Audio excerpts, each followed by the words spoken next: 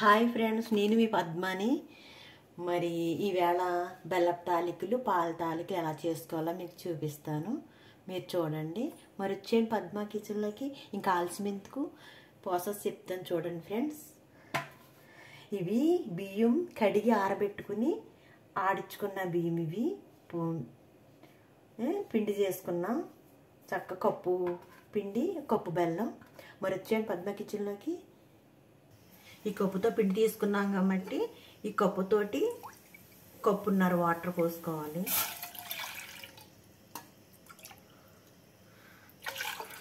ఈ నీళ్లు మరగబెట్టుకోవాలి. సరిపడినంత సాల్ట్ ఇప్పుడే సమానంగా చూసుకుని వేసుకోండి. మళ్ళీ తర్వాత పిండిలో వేస్తే కలవదు సరిగ్గా. బాగా మరగబెడదాం.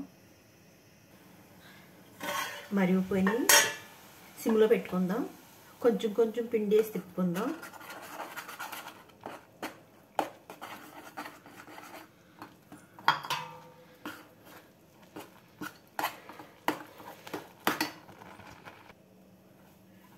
పిండి కొంచెం ఉక్కబెట్టుకుందాం. కొంచెం మూత పెట్టుకుని స్టవ్ కట్టేసుకుందాం. పిండి ఉక్కుపోయింది. మనం స్టవ్ కట్టేసుకుందాం. దీంట్లోకి వేసుకుని మనం తాలికలు చేసుకుందాం. చూసారు ఎంత నీట్గా వచ్చిందో. అసలు ఏం అంటుకోలేదు, మాడలేదు. మాడితే టేస్ట్ పోద్ది. కొంచెం వాటర్ తడి చేసుకుని చక్కగా కలుపుకుందాం. కాలిపోతుంది ఫ్రెండ్స్. బాగా కలుపుదాం. ఇది క్లాత్ పెట్టి తుడిచేసుకుని ఇక్కడ చేసుకుందాం ఫ్రెండ్స్. ఇంతే ఫ్రెండ్స్, చాలా ఈజీ కానీ చాలా బాగుంటాయి బెల్లపు తాలికలు. ఇంతే ఫ్రెండ్స్, ఇలా చేసుకోవాలి. ఇంతే.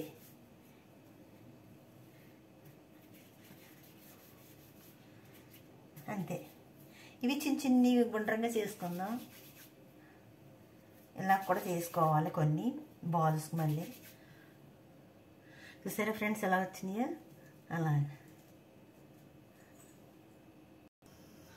బెల్లం కరగబెట్టుకుందాం. 3 కప్పులు వాటర్ వేసుకుందాం. మనం 1 కప్పు పిండి వేసుకున్నాం కాబట్టి 3 కప్పులు వాటర్.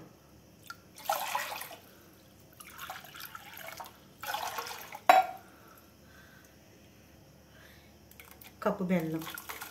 తీపి ఎక్కువ తిన్నవాళ్ళు నిండా వేసుకోవచ్చు. కప్పు నిండా సరిపడిగా వేసాను నేను. కొంచెం పందారు వేసుకుందాం, టేస్ట్ బాగుంటుంది. ఇంకంతే ఫ్రెండ్స్. ఇలా మరగాలి. కొంచెం లాలిక్కల పొడి వేసుకుందాం.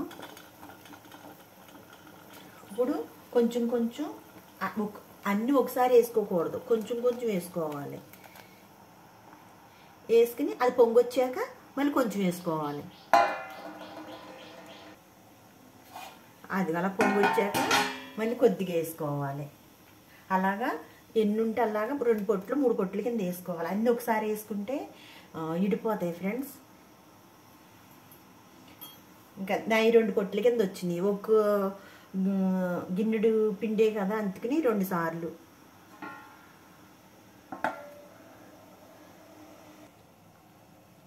ఇలా దగ్గరికి చక్కగా చిన్న మంట మీద చిమ్ములో పెట్టుకుని ఉడికించుకోవాలి. గరిటెతో తిప్పకూడదు. అలా దగ్గర పడినంతసేపు ఉడికించుకుని దింపుకోవడమే ఫ్రెండ్స్.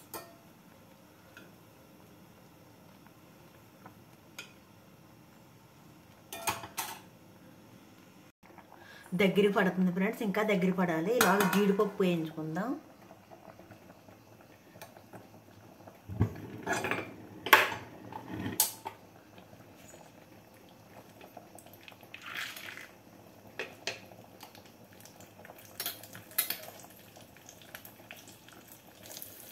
వేగిపోయి జీడిపప్పు గోల్డెన్ కలర్లో వచ్చినాయి. ఇలాగా చూద్దాం ఫ్రెండ్స్. చిక్కబడింది. మీకు ఇంకా చిక్కగా కావాలంటే కొంచెం వరిపిండి ఇలా జిమ్ముకుంటే ఇంకా చిక్కబడుద్ది.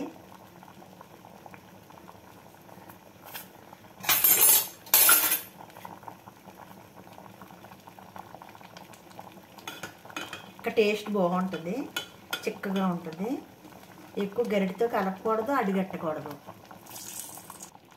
కొంచెం దీంట్లో తీద్దాం ఫ్రెండ్స్. చూసారా ఎంత పర్ఫెక్ట్గా వచ్చిందో. దీంట్లో మరగబెట్టిన పాలు పోసుకుందాం.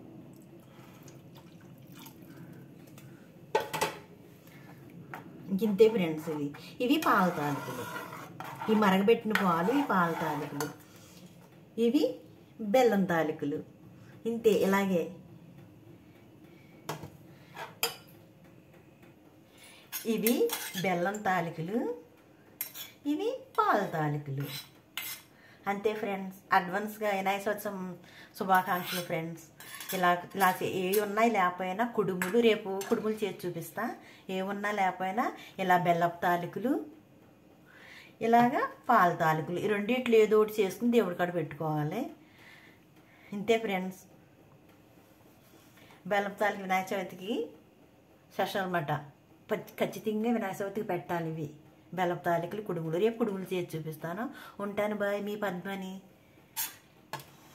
సరే ఎంత పర్ఫెక్ట్గా వచ్చినాయో.